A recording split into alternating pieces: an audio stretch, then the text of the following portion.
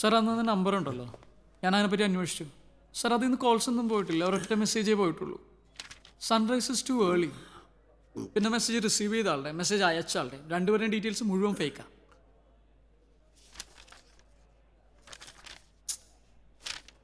Sir, നമ്മളുടെ കയ്യിലുള്ള രാഘവൻ്റെ പഴയ റെക്കോർഡ്സിൻ്റെ അടിസ്ഥാനത്തിൽ സിഗരറ്റ് ബഡിൻ്റെ DNA ടെസ്റ്റ് ചെയ്തപ്പോൾ അത് അയാളുടേതാണെന്ന് മനസ്സിലായി.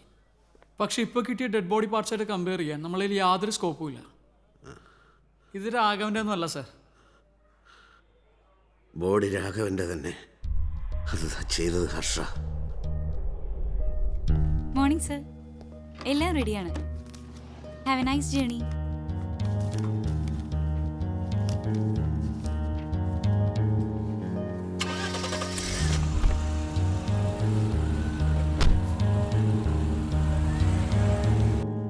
പിന്നെന്താ ബാക്കി ശരീരം തരാണ്ട് ഒരു കൈയും കാലം മാത്രം മുമ്പിലിട്ട് വന്ന്?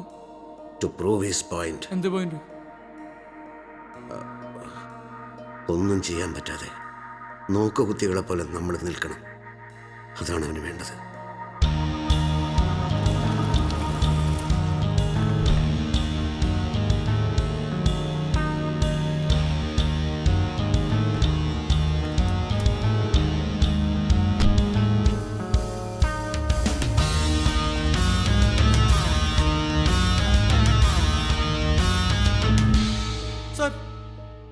സാർ, എനിക്കൊരു അവസരം തന്നാൽ മതി, ഞാൻ അവനെ കൊണ്ട് എല്ലാം പറയിപ്പിക്കാം. തെളിവ് എവിടെ രാമേന്ദ്ര?